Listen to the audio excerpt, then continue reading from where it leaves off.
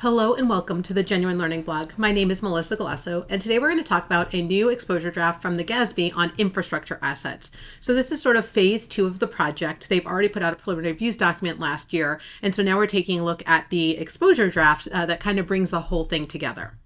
So the title of this exposure draft is Infrastructure Assets, an Amendment of GASB 34. So you'll notice within there, a lot of the edits are two particular paragraphs within GASB 34 with the objective to improve the financial reporting requirements and enhance consistency in their application and better meeting the information needs of users. So again, we're carrying what we already learned in the preliminary views document forward here. So what are infrastructure assets? These are capital assets that are part of a network of assets stationary in nature and can be maintained or preserved for a significant number of years. We tend to think of things like roads, bridges, tunnels, but they've added information or communication towers, etc. when we look at some of the more modern types of infrastructure assets.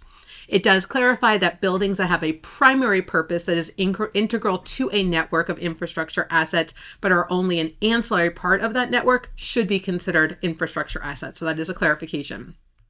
So when we say a network, what do we mean? A network of infrastructure assets is composed of all assets that provide a particular type of service for the government. So again, it can be only one asset, but it can be many components. So a component is a separate distinguishable part of the infrastructure asset. So for example, a road has a road bed, overlay, curbs, gutters, right? But it's still part of the specific function of that asset, right? What do we use a road for? You can't have a road without the curbs and the gutters. So that all kind of comes together in terms of how we think about the network. We are retaining the two measurement bases. We have historical costs net of accumulated depreciation and the modified approach. They do clarify here if a component has a cost that is significant in relation to the total and the estimated useful life of the component is substantially different, then we should recognize a separate structure, a separate infrastructure asset in that scenario when we're calculating depreciation expense, right? So in that scenario, it would be used for the useful life calculation, for the determination of the expense, and then the purposes for required disclosure. In addition, it would require that governments perform a periodic review of the useful lives and salvage values to ensure that the depreciation calculation is correct. In terms of the notes for infrastructure assets that are at this historical cost, we would disclose by network of infrastructure asset the historical cost, accumulated depreciation, and historical cost weighted average of the assets that have exceeded 80% of their estimated useful life. What they've added in here for this disclosure, which I think is super interesting, is that a government needs to separate the infrastructure assets that have reached 100% of their useful life from those that have exceeded their 80%, but not yet reached their 100%. So again, really trying to understand. I've heard some statistics like 80% of our bridges, I think, were D or F rating in the U.S. That kind of scares me, right? That tells us how old some of those bridges are.